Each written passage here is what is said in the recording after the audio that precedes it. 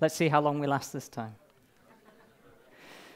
All right, so I won't carry on with the story about the title and things because I've actually got about an hour's worth of material and we've only got 50 minutes left, so I'll get started.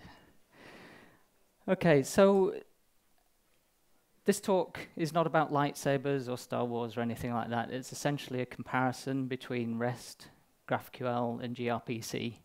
And I was wondering kind of how to introduce this or where to start this talk, and I thought, well, I'll kind of introduce it based on some history.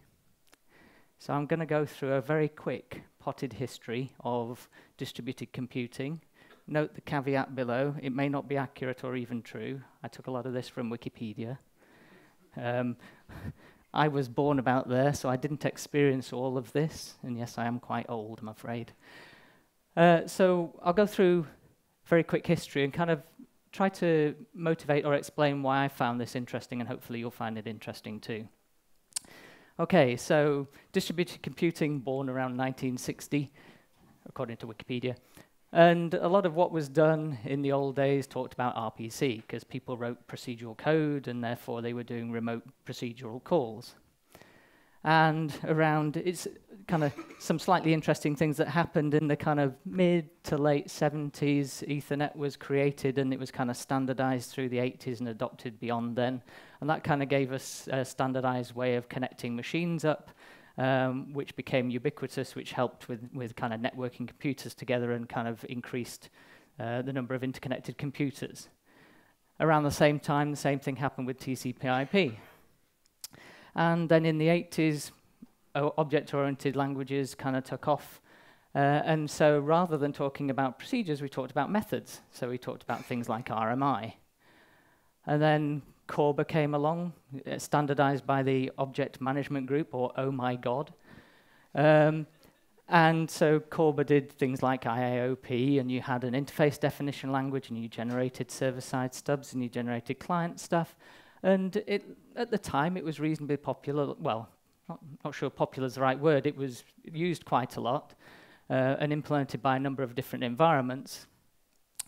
And we also, along the way, learnt lots of things. So I think it was probably around the early 90s that the fallacies came out. So I think we started out with 8 fallacies of distributed computing, 6 fallacies, and then ended up with about 8, because we kept adding them as we kind of realized they were important.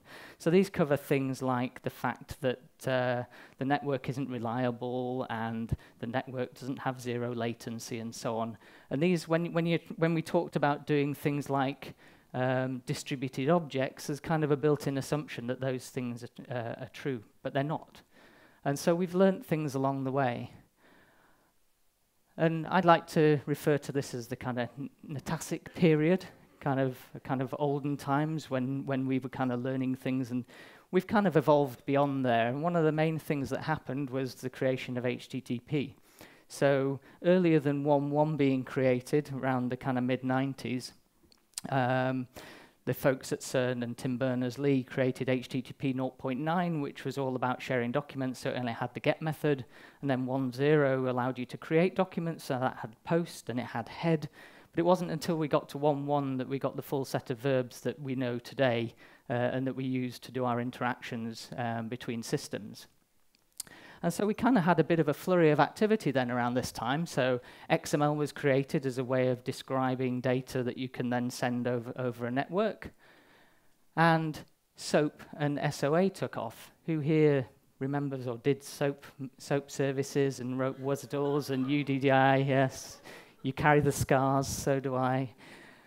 And interestingly, I mean, I thought there was a longer period between kind of SOA and SOAP and WSDL being created, and Roy Fielding writing his REST dissertation. So this is where Roy basically said, what we need to do is actually design distributed computing based around what HTTP provides to us, and I'll go into more of that detail later.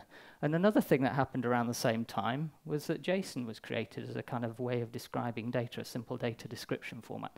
So we already had the 2 nails that went firmly into the coffin of SOA and SOAP and WSDL only 2 years after those things were created. And then I thought this was more recent, but in 2002, the concept of microservices was created, and it kind of really took off when Netflix talked about them in kind of 2005. We still, despite deciding that RPC maybe wasn't a right way of doing things, still created new RPC technologies. And JSON RPC, to be fair, is quite simple and nice to use, but doesn't necessarily use the web how it's intended to be used. And then for a long time, not a lot happened. We had about 10 years of calm and no more battles and no more wars. At least that's the perception I have. And then more recently, and this is what kind of piqued my interest, we got HTTP2, and probably not coincidentally, we got gRPC, both coming from, effectively coming from Google, because HTTP2 is a standardization of the Google Speedy protocol. And then the last one was GraphQL, which came from Facebook. So I was kind of intrigued, because as an industry, we spent kind of 10 years not inventing new things, or seemingly not inventing new things. And then suddenly there was a kind of flurry of these things appearing, and it's kind of, well, given we have REST, and REST seems to work in most cases, what motivated Facebook and Google to create these technologies? And this is the Webozoic period where we've evolved into birds and are much more fleet of foot. Okay, so what I wanted to do is kind of to help me understand and hopefully share with you my experiences. I'll start by saying I'm not an expert in gRPC. I'm not an expert in GraphQL. I know a little bit more about REST. But what I want to do is kind of go through the experiences I had in understanding those, learning and understanding those technologies, and therefore how I experienced them and how I would mentally position them now. So I want to do some analysis. So what follows are my opinions. We're unlikely to all agree. If you have more experience on gRPC and you spot something I've got wrong, or more experience on GraphQL or REST and so on, you spot something maybe I've got wrong or you disagree with, then please let me know, because I'd like to do this talk more at other sessions, and I'd like to become more right as I go along. Okay, so in order to kind of compare and analyze and understand things, you need to be able to or decide on what you care about, what you want to measure. And so I've come up with, I think it's five or six comparisons. So the first is capability and scope. So this is what can you actually do with the technology? What's the scope it's intended to cover? Next one is ease of use, because we all care about something being easy to use. Things that are not necessarily easy to use might not be easy to use for a reason. Maybe they're solving complex challenges, and therefore you need something that's potentially complex. Applicability, so what are the domains where the technologies excel? So maybe a particular technology designed specifically to solve a particular problem.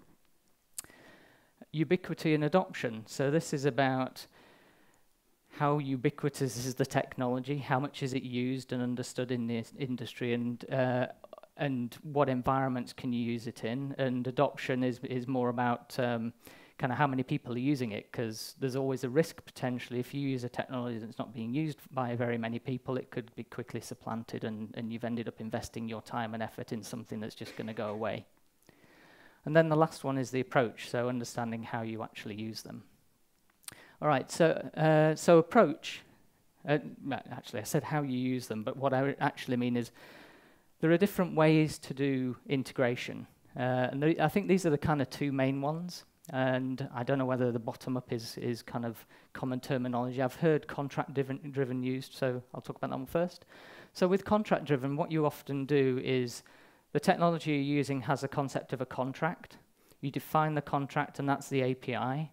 And then you can use tools, for example, plugins into Maven or Gradle and so on, and you generate the service side, or you generate at least the stub of the service side, which you then go and implement. And then what you do is, again, with the build tools, you can generate the client side and effectively generate a proxy that you can then call from your client. So that's the kind of contract-driven approach, and often you'll have an architect who's responsible for the contract, and then the development team go and generate the code and develop the code that does the actual calls. The bottom-up approach is, and this is to my mind a bit more developer-friendly, is you start from the code, typically. So you would maybe you're writing in Java, which already has, as we heard from Venkat, you've got all the type information already in there. You've got information about the operations that you're implementing and so on. So quite often you can pretty much get a full contract based on what you've already written in the code.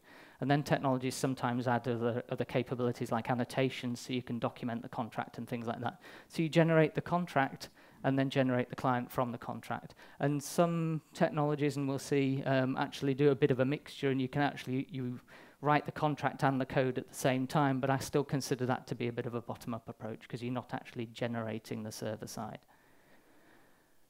All right, so in order to do a comparison, I thought, well, I'll need to pick a scenario and try and implement it in each of the technologies. And what I wanted to do is pick something fairly simple, but also include relationships, because I knew that some of the technologies were, well, quite often you find that with some of the technologies, managing or describing relationships is the bit where it gets a bit clunky. So the scenario I came up with is just person and address. It's pretty boring. So a person has an ID, a first name, a last name, a date of birth, and then they have an address which is referenced by the address ID, and then the address, as I've said, has an ID, a name or a number for the house, a street, line 2 for some other information, city, state, country, and zip code, or postcode if you live in the UK. All right, so how are we doing for time? Okay, so what I'll do now is kind of go through the 3 implementations I created. Not in a huge amount of detail, but just hopefully describing the kind of key points. But I'll also, at the start of them, I'll introduce each of the technologies so you understand what they are. So who here does REST services today? Okay. I'll ask the other questions as well. Who does GraphQL? Okay, one. Right. Who does gRPC? Okay, I expected that split, and I'll show a graph later on which kind of explains why I expected that split. So we had one person doing GraphQL, so one person's kind of already moved on to those things. Lots of people doing REST, and we had no people doing gRPC yet. Okay, so REST. So background to REST. As I mentioned, it was kind of born out of Roy Fielding's PhD dissertation. The title's there, I won't read it out. But basically what the thesis did was essentially argue for the appropriate use of the basic web building blocks. So HTTP as the protocol. So when you're writing your services, make sure that the behaviors that you implement in your service match what the protocol expects.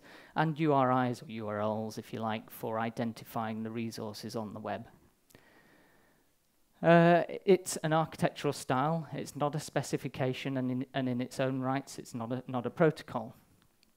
And as we saw on the kind of history chart, when Roy did his dissertation, the industry went and for the next 13 more years, basically tried to add REST capabilities into just about every framework in the world. So it's extremely ubiquitous in terms of the frameworks you can use, and therefore all the languages you can use. I'm going to demo JAX-RS and JSON-B because that's the technology I use.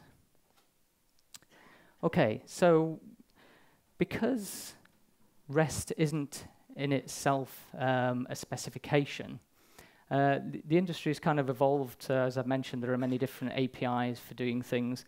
And there's also, it took a while for us to get to the point. I think there was kind of almost because we got burned a little bit with SOAP and WSDL, there was a kind of feeling we shouldn't be doing contracts. So it took a while for us to kind of get over that, and the SmartBear folks created something called Swagger, and then they contributed that to the Linux Foundation and standardized it as something called OpenAPI. So REST actually kind of supports both approaches. So you can write an OpenAPI definition, and then you can use tools to generate the server-side server-side stubs, and you can use tools to generate your client-side proxies. But also, a number of environments also allow you to generate the OpenAPI from the code. So, for example, MicroProfile OpenAPI lets you generate an OpenAPI definition based purely on your JAX-RS and your JSON-B code. And you can also augment it with additional annotations. So you can go from your code, generate an OpenAPI definition, and then generate the client. All right, so let's just talk a little bit about the REST concept. So you have this concept of a resource, which is actually the thing you're going to address at the end of an HTTP request. You have URLs or URIs. So a URL is a URI. It uniquely identifies the resource you're going to talk to. And then you have HTTP. So you've got the verbs, and we typically just talk about post, get, put, and delete, which correspond to create, retrieve, update, and it's important to understand that update is actually a whole replacement of the thing that's there, and delete, which is deleting the resource. And then you also need to be aware of the response codes, because you're talking essentially to your resource, and if things work out okay, you return good response codes like 201 created or 200 okay, and if things don't work out okay, you might return a 404 not found or a 400, which is bad request or something like that. Okay, one of the important things, so REST is quite easy, I've found, to do simple things, but to do a REST API well can be a little bit challenging. And there are a couple of concepts that I think are maybe a little bit underappreciated. So the one who here has heard of the concept of idempotence when it comes to REST services? Yeah. What about safe?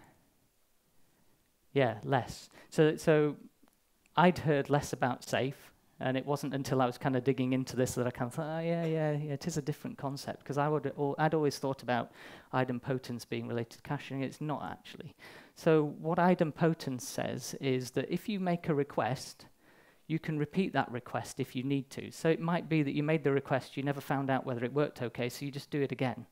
And idempotence says you can retry and retry and retry and retry, and the result won't change.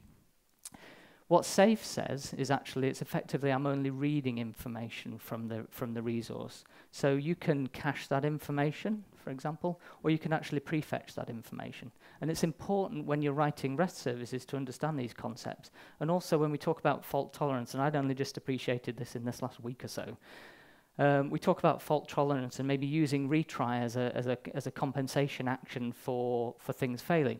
But if you do that on a post, and a post is a create, and actually it did work, and you didn't realize, and then you retry it and retry it and retry it, you're going to create multiple copies of that resource at the other end. Or if it's actually a shopping thing, you're going to order that thing multiple times. So you need to be careful and understand how the protocol works. Okay, so how to implement it with JAX-RS? So the first thing you start out with is an application. And the application path basically says where your resources are going to be routed at in terms of your URL. And then here we have an example of a resource, which is the person resource.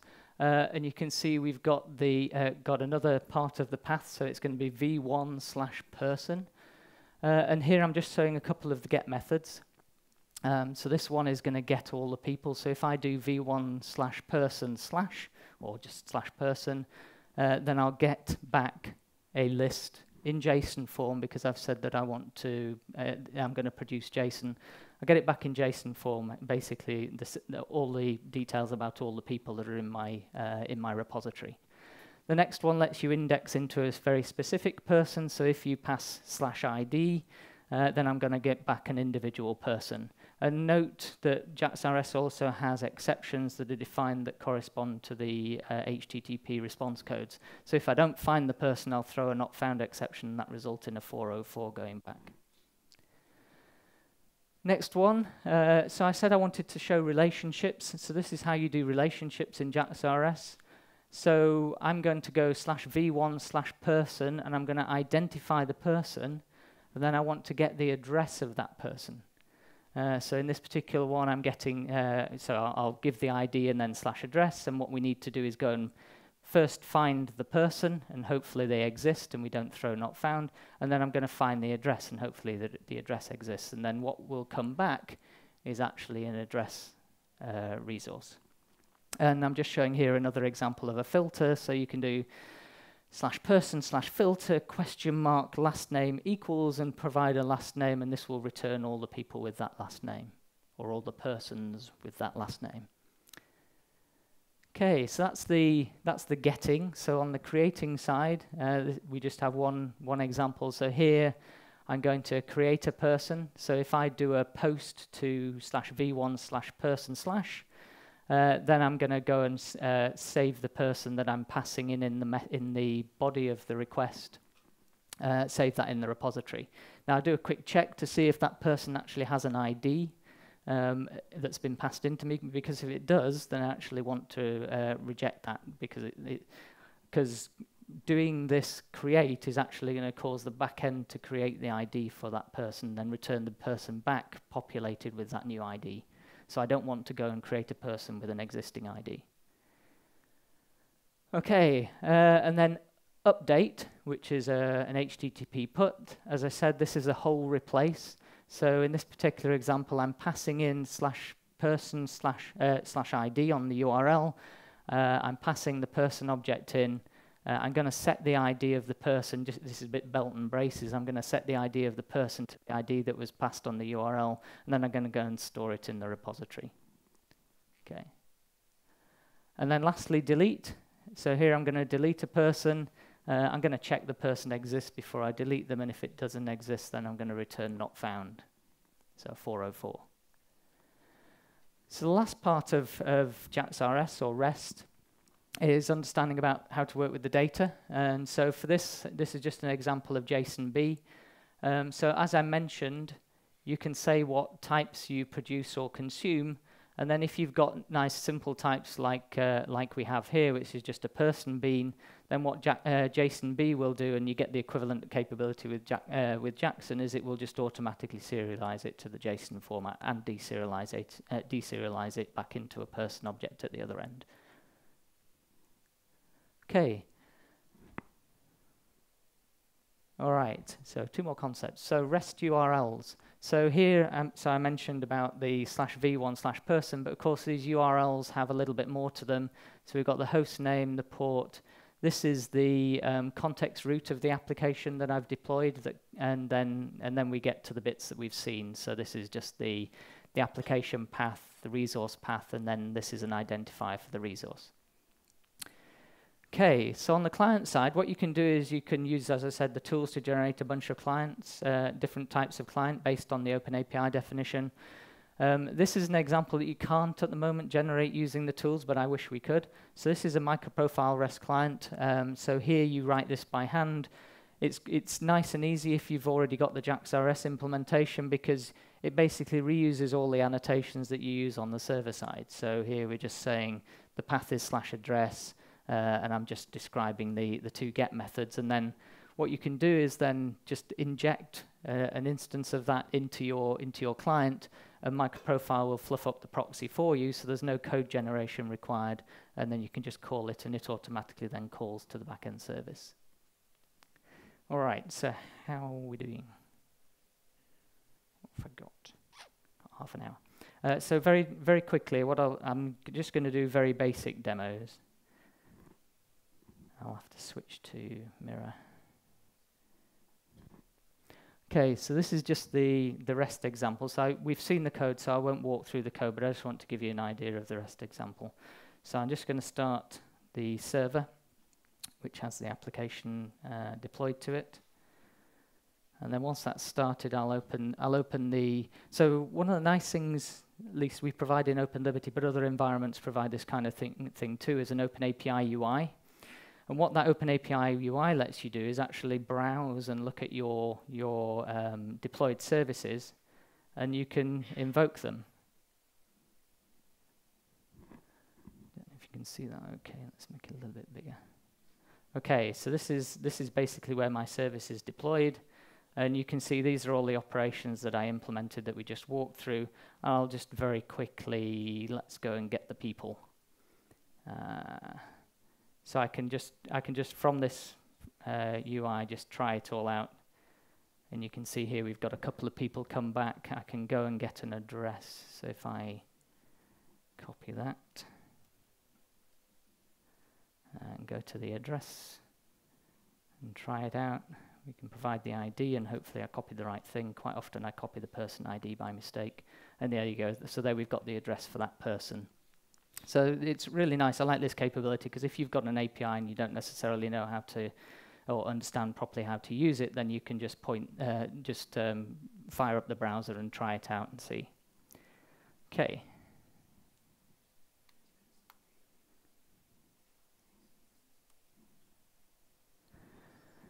All right, I might have to pick up the pace a little bit. GraphQL. So this was the first of the ones that wasn't particularly familiar to me, so I'll give it a bit of background to GraphQL. So it was developed by Facebook. They released it in 2015, and then in 2018 they moved it to Foundation. I think it might be the Linux Foundation as well. And what this does, this was quite interesting. It essentially enables clients to query data and receive only what they ask for, which I think is a little bit unique. You can do similar kinds of things with REST. So if you're familiar with Spring Data Projections, I think they're called, or gRPC has the same kind of concept, then you can define subsets of the data that you can then retrieve. But if my understanding is correct, with Spring Data Projections and the gRPC capability, you define those up front. Whereas what GraphQL lets you do is just fire any old request and subsetting in any way you like. You don't have to predefine it, so it's much more dynamic and flexible.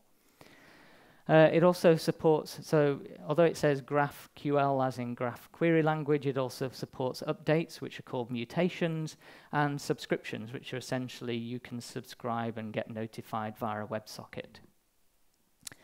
It has support for many, many languages. This is a server-side statement because, so for implementing GraphQL services, because so far as I'm aware, the client side is really, it's intended for kind of doing web-type development, so your client side is primarily JavaScript. And so for the client side, you've got support in two fairly popular frameworks of Relay and Apollo. All right, so the approach is very much bottom-up. It's one of these kind of slightly mushy bottom-ups in the sense that you write your code, but you also describe the schema, and they do actually call it schema.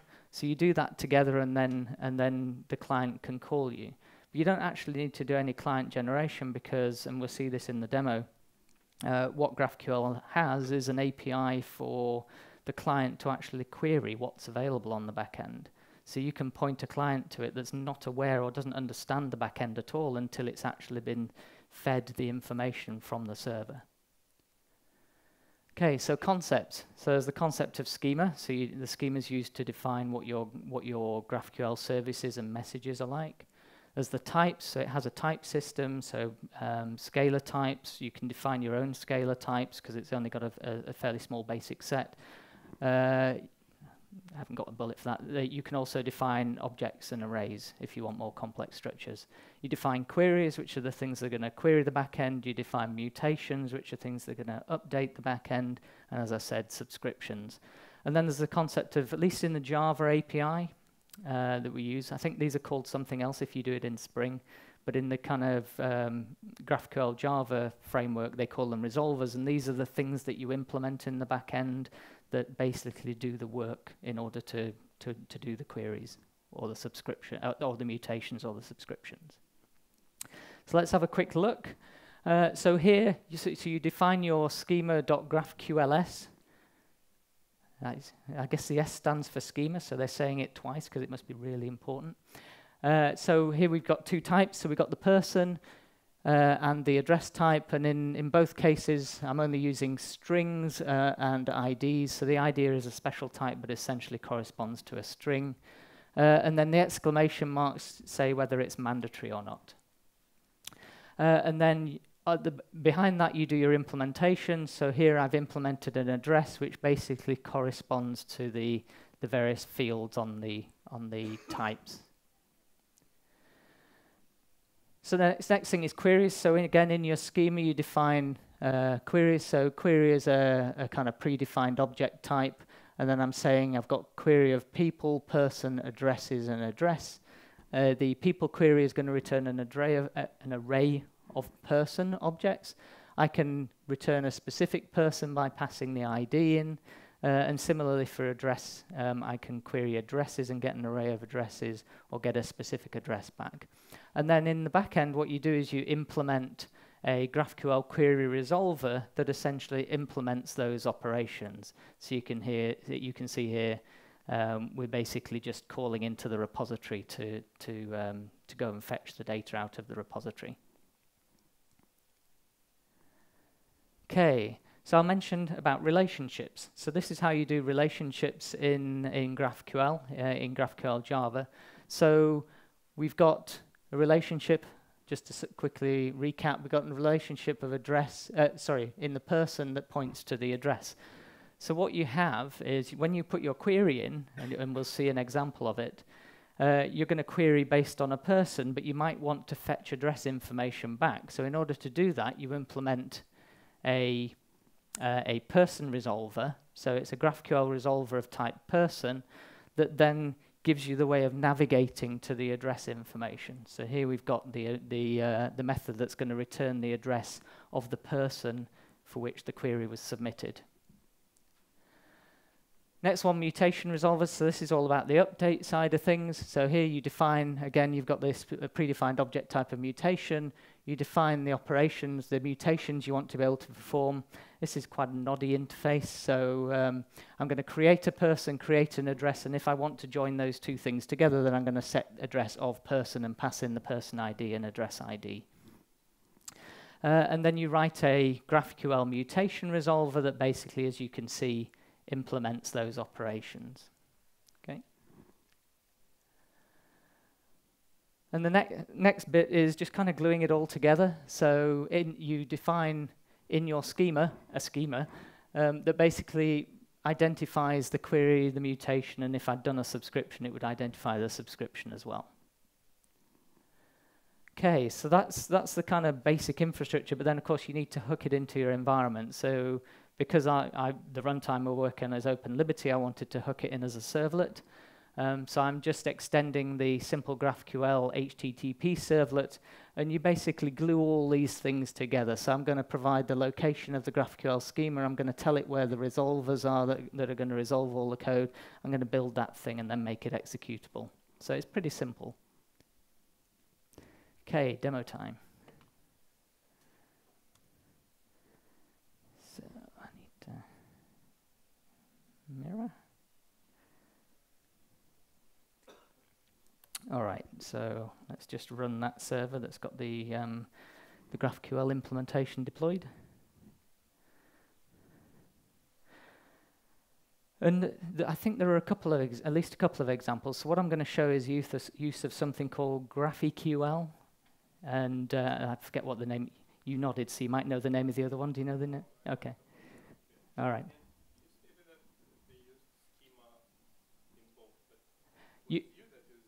Yes, I should have mentioned that. So there is a GraphQL Java annotations. Is that what you're referring to? Oh. Okay. Okay, yeah, good point. Okay, so I could have called it person.graphqls. Right, thank you. So you've got more experience than I have. That's good. I should have mentioned that on the bottom-up approach, you can actually, and I didn't use it, there is an annotations project, so you can actually just write it all in code and it will generate the schema for you. I have one question. Why did you decide to use directly the repository and not use the REST service that you already developed? I didn't think to. I was also trying to just keep each independent and kind of basic.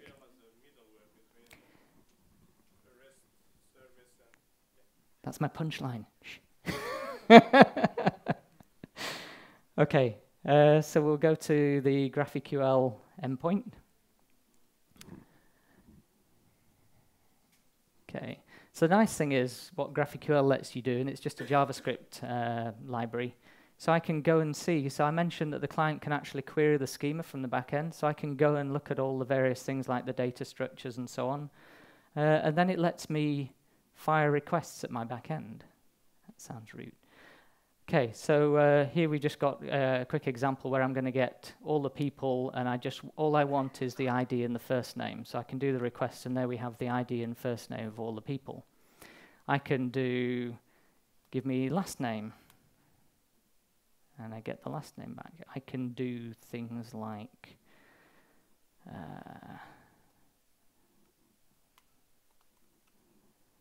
is that the ID of a person? Hopefully it is.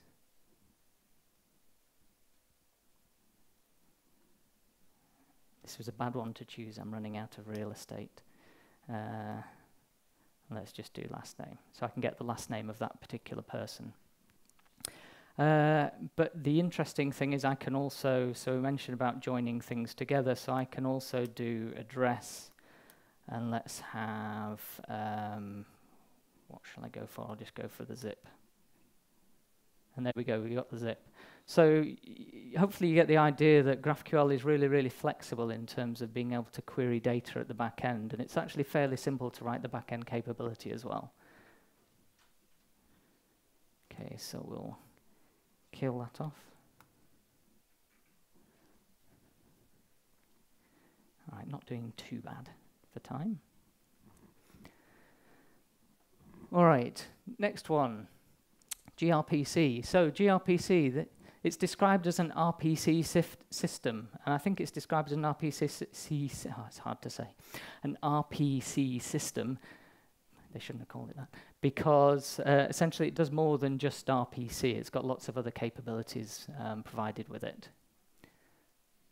It was developed by Google, and they open sourced it in 2015.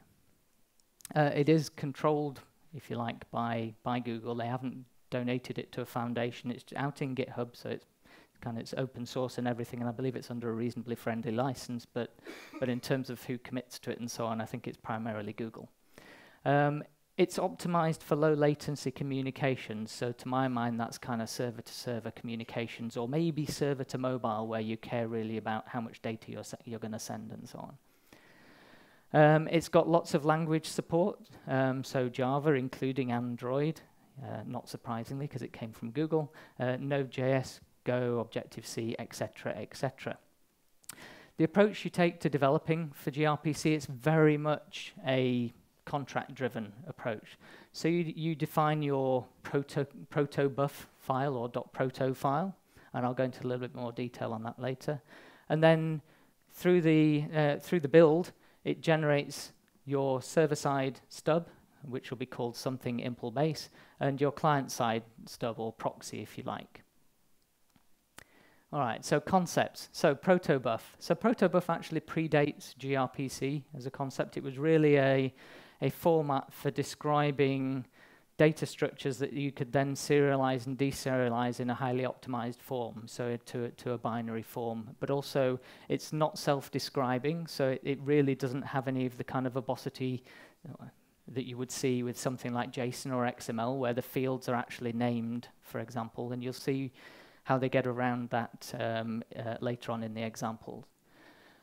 So it has an interface definition language, which is protobuf is an interface or an IDL. You define messages, and it serializes binary or deserializes. And then what gRPC did is it extended protobuf with a couple of concepts. It extended it with the concept of services, and then inside services you define your RPC methods. But again, as I said, it uses the same definition language, so it uses protobuf. The communications are over HTTP2, and I only just twigged today that even though I put the history chart together, that HTTP2 was standardized around the same time that gRPC was open sourced by Google. I would imagine that's not a coincidence. And then, as I said, it's an RPC system, so it has lots of advanced features, so and some really interesting, quite cool ones. So it does fault tolerance. I'm not sure whether this is the right term, but it has things called, something akin to deadlines, where you can actually say, I need in my service level agreement to respond in, I don't know, say 500 milliseconds. And as you go through a sequence of requests through gRPC, because it's a controlled protocol, they can put information in there that says how long the previous requests have taken. And you can actually abort early if you're not going to make that SLA instead of carrying on down the request sequence. It has field masks, which are the kind of projections concepts, so you can basically mask which fields or say which fields you want to retrieve. It's got load balancing, and then when you do the generation, it has blocking sync APIs and also asynchronous streaming APIs that get generated for free, essentially. All right, so the generation. So here's an example of the protobuf definition. I have no idea whether this follows best practices. But basically, you define the various fields in those structures, and you actually identify, you assign them a number. And this is how it does the compact serialization, because it's not going to put address into the serialization, it's going to put 5. And so it's a much more compact but not self-describing format. And then you do the generation, and I was a bit shocked, because based on just these two definitions, I ended up with 2,250 lines of code, which all do all this serialization and deserialization and so on. But in terms of actually using it, it's fairly simple. Once you work out which bits of the code you're meant to be using, So here you end up with a person. This is a generated person, and I can use the builder pattern to build one of these and give it an ID. And I can also, if I'm just reading, I can take a person and just do get first name. So it's quite a nice API. All right. So then on the server side, again, same kind of story. On the service aspect. So here we're defining two services: the person service, the address service. We've got the various operations I want to support. And it's very much kind of message in, message out. So even if you don't want to message in, you can use this Google protobuf empty to say I'm not actually going to pass anything useful in. And then you do the generation, and you get, I was surprised you get less lines of code than you do for just the messages. So you get 1,143 lines of code for this particular example. And it's all in these two classes. So each one of these contains both the server side and the client side code. So then to implement the service, what you do is you basically extend. So here we're extending the address service simple base that was generated into that address service gRPC Java file. And you then override some of the operations and provide implementations for those things. Then on the client side, here, this is a little bit, I've got to try and reparse it mentally. So here what I'm doing is I'm implementing the get person, and what I'm going to do is I'm going to create a person and then use the blocking stub, which I've initialized somewhere up here, if I remember rightly, and call get person, and then I'll get a response back, and then I can go and print information out about that response. So that's the blocking example. Don't know if I showed the async code on the other side. Yeah, so this shows just how you can use the streaming API. Sorry, I'm going back to the service implementation. You can see that I've got from my repository a list of addresses, and I'm just going to stream them down to the client. The client might block and just receive them all, or it might actually choose to receive them independently, or receive them as a stream. Okay, one interesting thing about gRPC, so I said it was kind of highly optimized for machine-to-machine communications. This is just off this blog post here, just showing examples. I don't know if you can see that very well, but this is the one to look at, where you're talking Java machine to Java machine rather than these are examples going to the web where you're probably converting from protobuf into JSON, so you've got extra overhead. But if you're just doing Java to Java, then it's, I think, somewhere in the region of like 10 times faster. Yeah, in some circumstances. Okay, demo. I'm going to skip this demo because it's really boring, because I couldn't get it to, so one of the challenges I had, I got it working. I feel like I want to prove it now.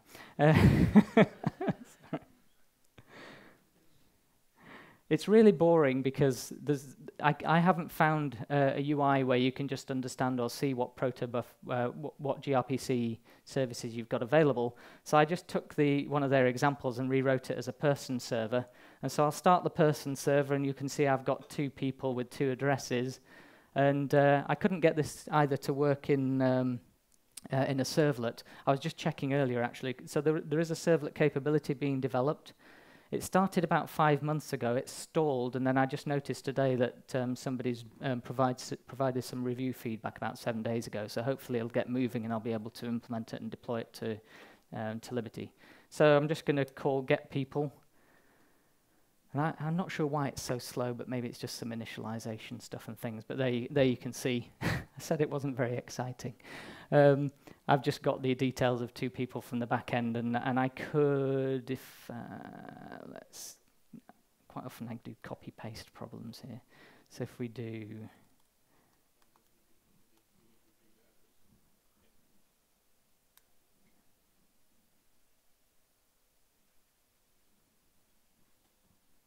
there we go.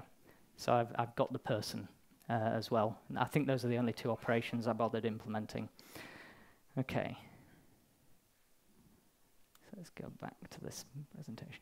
All right, so bringing it all together. So my punchline was nearly stolen. So adoption.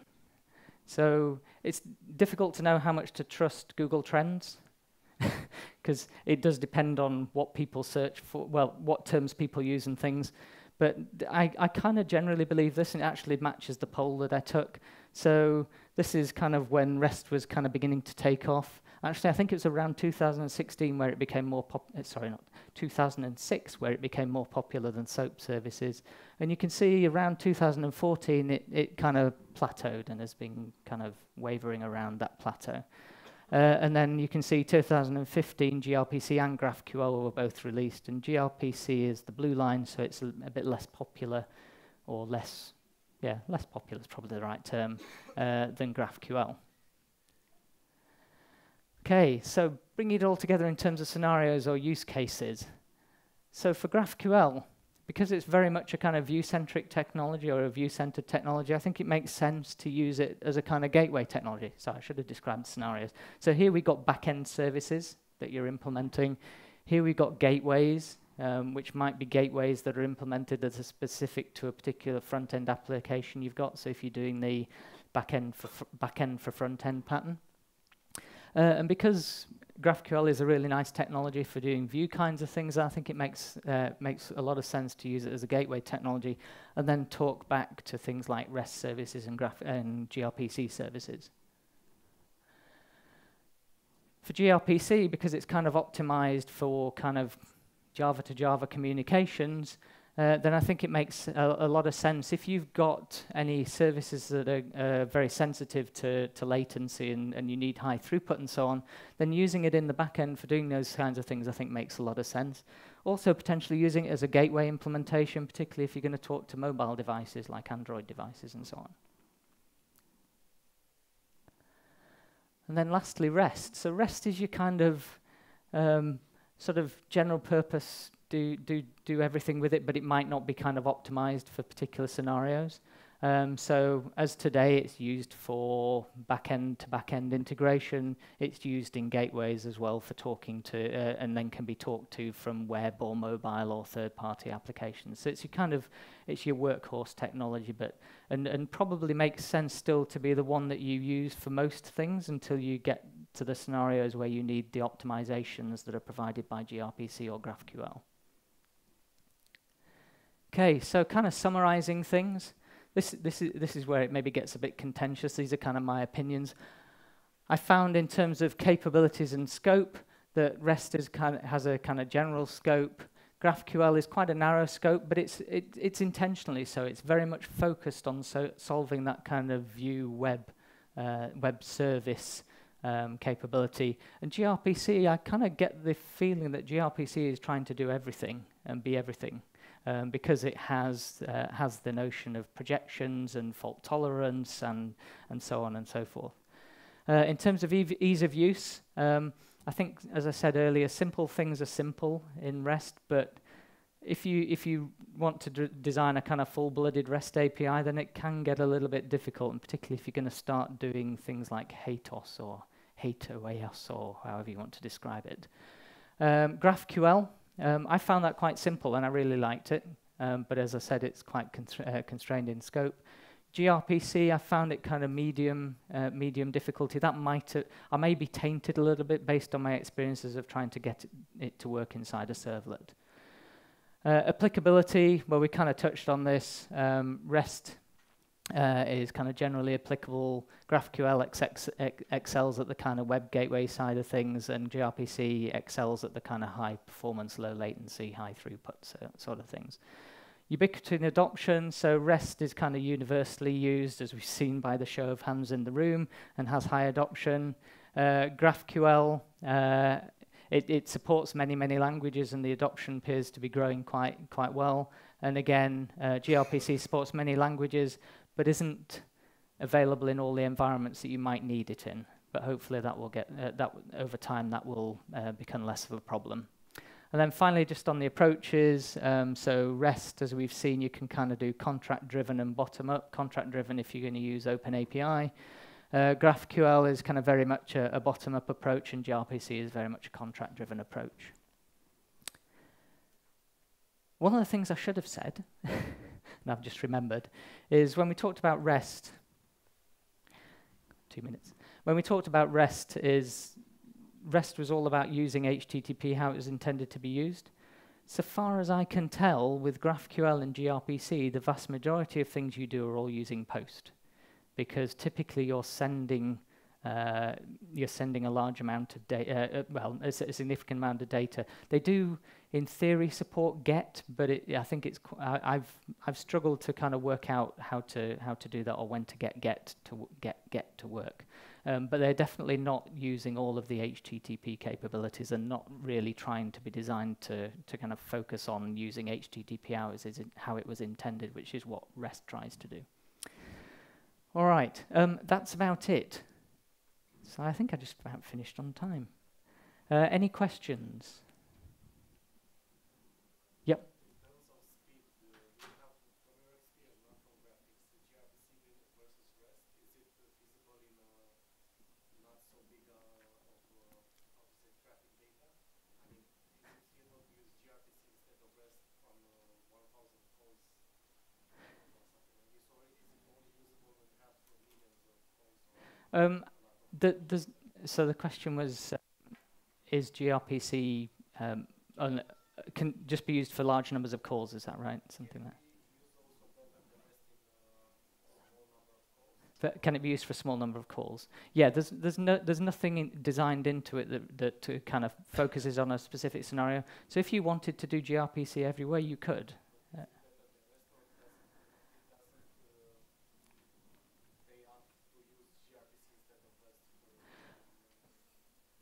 My impression, or my personal opinion, is I would use REST unless I needed to use gRPC, or I had a scenario where I felt gRPC was going to become a requirement over time, just because there's more support in the various environments and frameworks, and more people know about it and understand it.